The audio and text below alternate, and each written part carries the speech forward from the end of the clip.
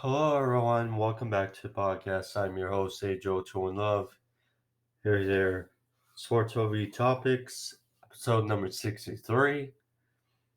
A solid day of news to go over, a bunch of topics to go over. So, thank you for joining me. If you're new to the podcast and if you want to see more of these, be sure to click that subscribe button, as well as if you like this video, click that like button as well. But today on the podcast, have quite a bit of things to go over. Some trades, some quarterback battles seem to be over, and college football is back. But first, want to go over the Yankees. Yes, the Yankees. But the New York Yankees, currently second in their division, are have won 13 straight games. 13 straight games.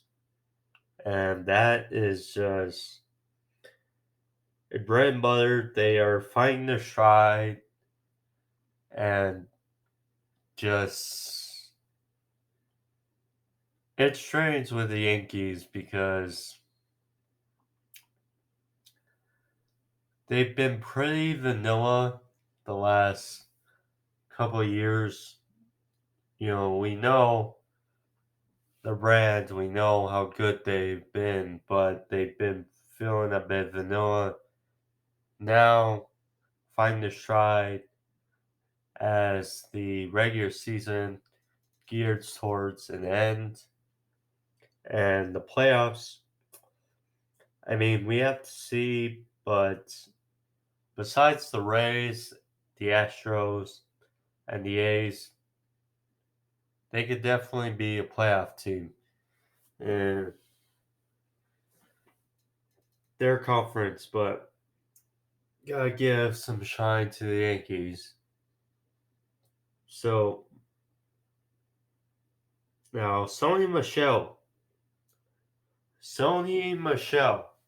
who the last couple of years has been a pretty good side to the Patriots. He was drafted in 2018, was injured to start, but did very well down the stretch and was a focal point in our playoff run enough to win the Super Bowl in his rookie season. Then 2019, did more the same. 2020, he was injured. Thus comes Damian Harris and Ramondre Stevenson. He's had a hell of a season, preseason, excuse me, but clearly he's taken some shine. James White, we know how reliable he is,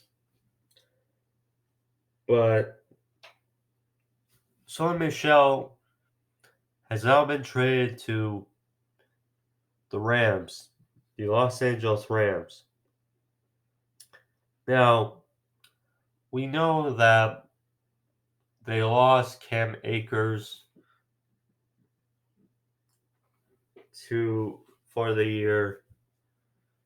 He tore his ACL, and we know how important that run game is to Sean McVay's offense. And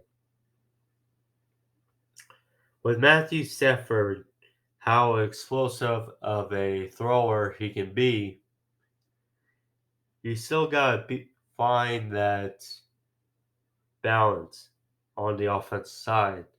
And Sony Michel, and I imagine they're gonna compliment Darrell Henderson there as well. But good for the Rams. Good pickup. And he will be missed in New England, but not by a lot considering our backfield. But kudos to Sony Michel. And also Gardner Minshew. He has a new home as well. Gardner Minshew, who was a late round pick in 2019 for the Jags. He he had almost a breakout season in 2019, filling in for Nick Foles. He helped guide them to a 6-10 season. Now, last year he had trouble along with the whole Jags as a whole. Of course, they won their first game and then lost the rest. But he's been traded to the Philadelphia Eagles, of course, now Trevor Lawrence drafted him. You knew that he might have to find a new place if he still wanted to compete for a starting job. Now he's traded to Philly, and a bizarre scenario now. But so he joins the quarterback room with Joe Flacco, who's done very good in his preseason, and Jalen Hurts. And it just raises more questions for Philly because Jalen Hurts has already gotten his fair share the last few weeks, and there's some rumblings made about Philly. It's just a question what they're going to do at the position. But with the way it's been going, I wouldn't be surprised if Minshew gets a shot to be a starter for the Philadelphia Eagles. And speaking of Trevor Lawrence earlier, he had his best day so far in the preseason. He threw 2 touchdowns against the Cowboys. He was 11 of 12 for 162 yards, and very good day for Trevor Lawrence. Kyle Trask also had a really good day for the Buccaneers, so those two. But yeah, Jameis Winston, the quarterback battle seems to be solved in New Orleans. Jameis Winston was announced as the starter for Week 1 against the Packers. He wins the starting job over Taysom Hill, and I mean, last week, Jameis Winston just roared in that performance against Jaguars through 2 touchdowns, some Marquez Callaway, and not much to say. Just say it seemed like it's the right decision, and I was talking about this to my buds the other day. He's a Saints fan. I told him that I've always seen it how Jameis is a starter and they'll put Taysom Hill in for packages, and that's kind of how they'll roll. And I don't think he'll be asked to throw as much, particularly down the field, when it comes to Sean Payton's offense, because you know how good Alvin Kamara is. So, yeah, it's going to be a real question to see how things go down, but go for Jameis. Hopefully, he has a rebound year from the 30 for 30 in 2019. Then Teddy Bridgewater, he won the starting job in Denver over Drew Lock. I mean, Teddy Bridgewater has been more consistent throughout the preseason than Drew. He's done a solid job. I mean, we know with Teddy Bridgewater, we know how good he is. We know that he's not a risk taker, but he's very good. He's not going to throw the game away for you. He's going to do his job and do his best to lead the pack. Whereas Drew Lock, we know his upside, we know his potential, we know how he can be explosive, but the consistency we saw last year was not there.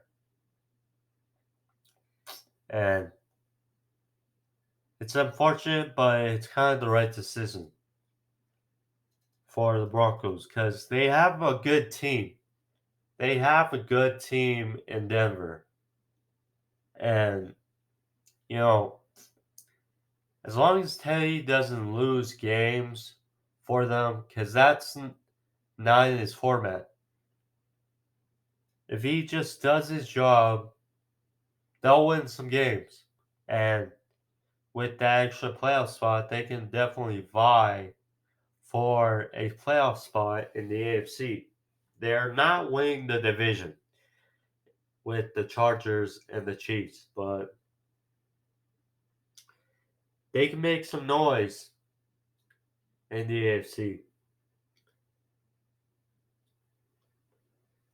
And then college football is back. College football is back for the NCAA. But the other day, Illinois defeated Nebraska 30-20. They caught a big lead, and it was pretty much self-explanatory.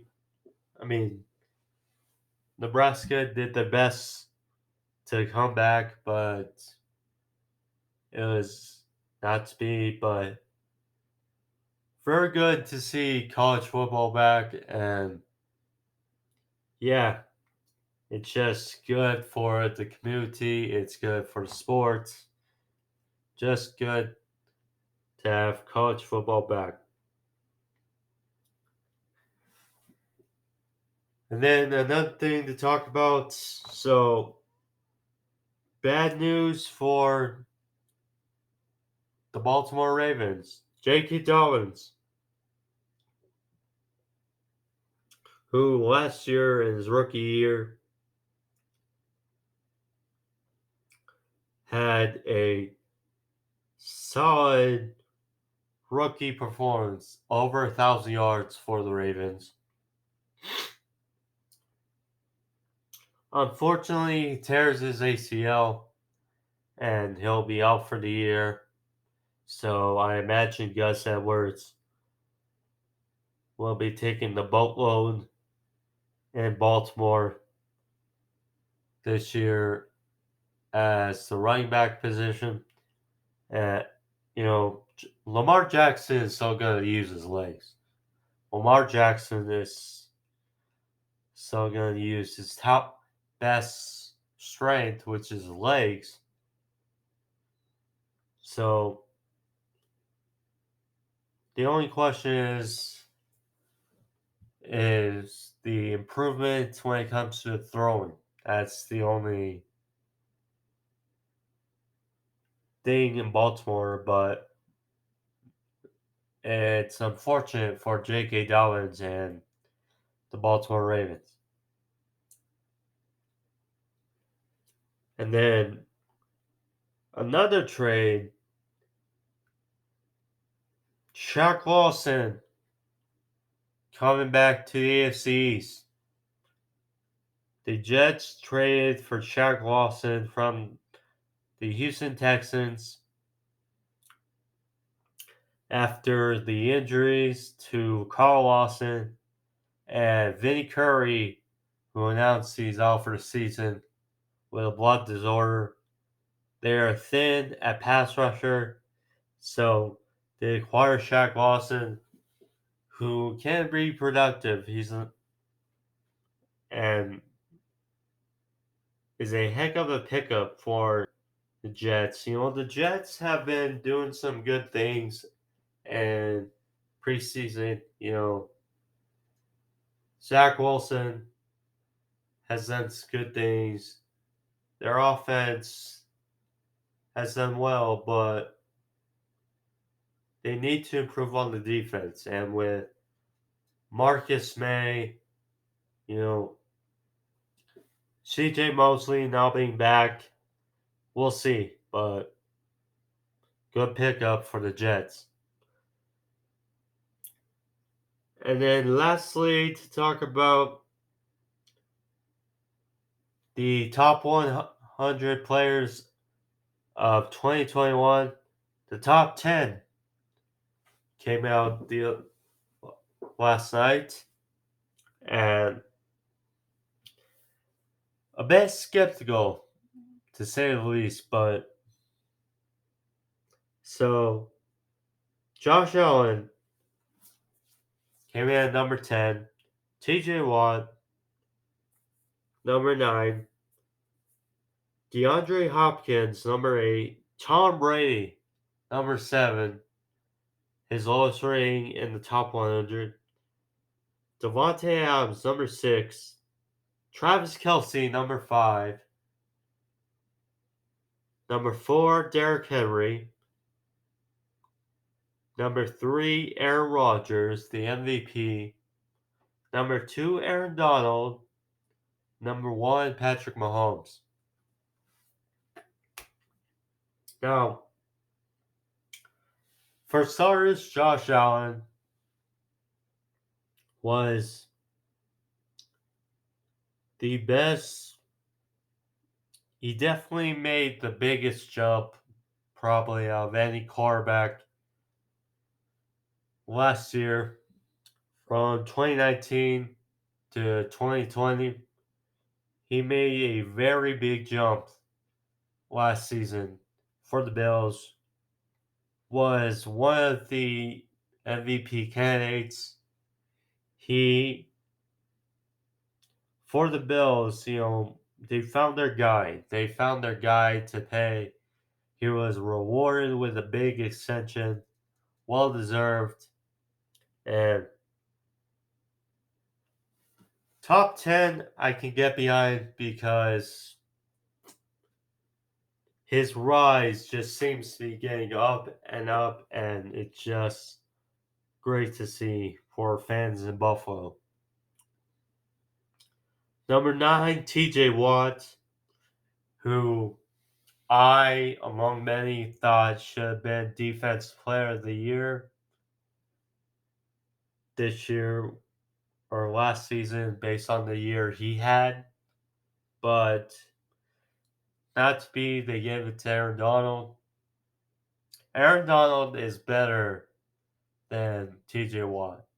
However, when you judge the season he had, I think TJ Watt probably earned that reward over Aaron Donald, but that's just my take. Number 8, DeAndre Hopkins. I mean, the year he had, he along with Kyler Murray were arguably, along with Kenyon Drake and Chase Edmonds, arguably the reasons why they finished 8 wins. Arguably the biggest reason. And coming from a new team, coming from a different team to now a new team, his first year he made a big splash for the Cardinals. And it's just Bill O'Brien,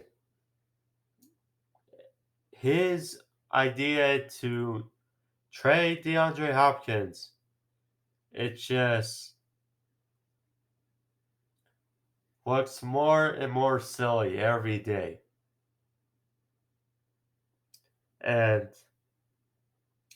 symbolizes that play, the Hail Murray, with Kyler Murray to DeAndre Hopkins in the Bills game. It's just one of a kind, one of a kind. Much to be said.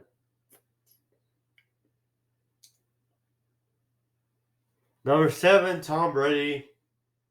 Now, this is Tom Brady's ever, lowest ever ranking in the top 100. And it's 7. That shows you how good Tom Brady's been. Now, I get it because when you evaluate the talent that was on the team, and he still righted the ship. He still was able to right the ship. He had a really good year. 40 touchdowns. Once they got in sync, we know how the story ended, but solid for Tom Brady. I could say a little low, but a couple spots, it is what it is. Next at number 6, Devonte Adams. Now, this shocks me a little bit because I don't discount the year he had, but if you ask me if he's the 6th best player in the league, I'm just skeptical. I mean, top 10, I don't know. He's definitely a top receiver, but in the top 10, that's just, honestly, I would put him between 10 to 30, but that's my opinion. Next up, Travis Kelsey at 5. Travis Kelsey, I mean, he had the 2nd most receiving yards in the league. I mean, out of everyone. Receivers, tight ends, as a whole. Pass catchers. And to do what he did at the tight end position, just phenomenal. The way his stretch has been, just up and up and up. Um, you know, he's more like a big wide receiver instead of a tight end, considering his size, the way he moves on the football field. It's not a knock against him. It's just when you look at his fluidity on the field and his ability to get open, he looks more like a big wide receiver than a tight end. Point blank. Then number 4, Derrick Henry.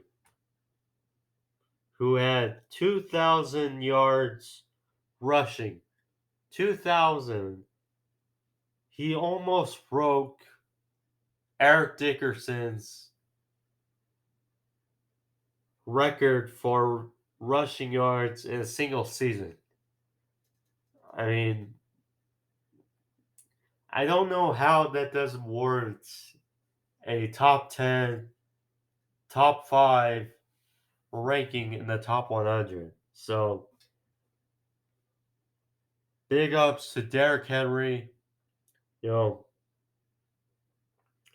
just good for him. So,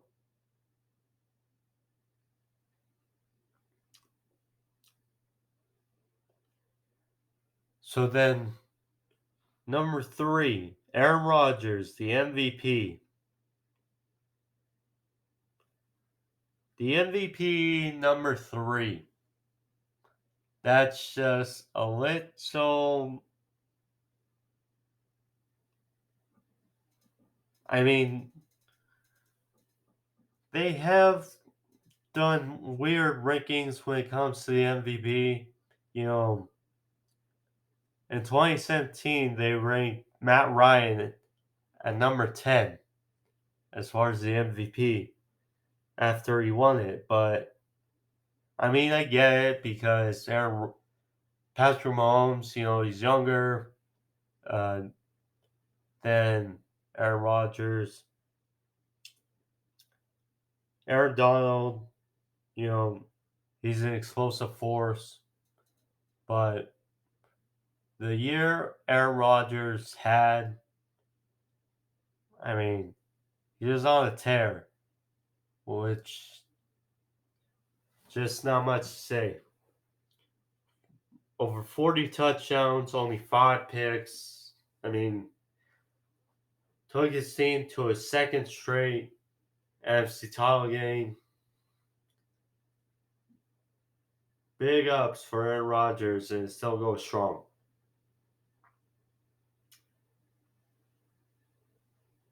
So then, number 2, Aaron Donald, who still can cause havoc anywhere on the football field. You know, I mean, he's an undersized defensive tackle, and he still gets a lot of sacks.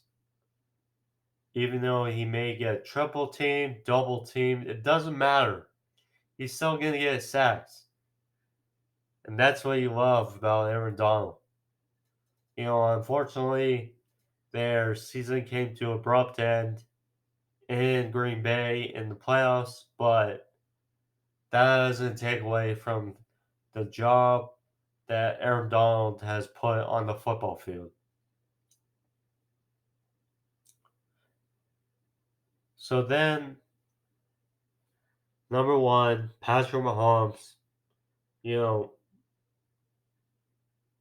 makes sense, but also you can kind of figure, okay, number 4 last year, number 1 this year.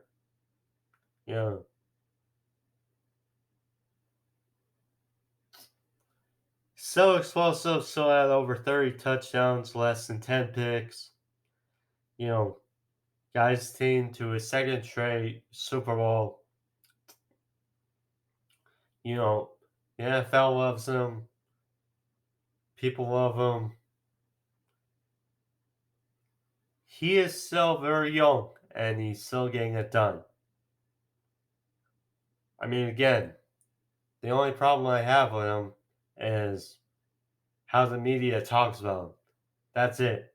But other than that, it cannot be denied how good he is. So, I mean, besides, when it comes to the top 10, besides Devonte Adams, I mean, he did have a better season than Deandre Hopkins. So, as far as that dynamic, if I gotta put Devonte Adams out of the top 10, then I gotta put DeAndre Hopkins out of the top 10 as well. But the thing you have to take in consider, the only thing is Aaron Rodgers is better than Devonte or Kyler Murray, excuse me. And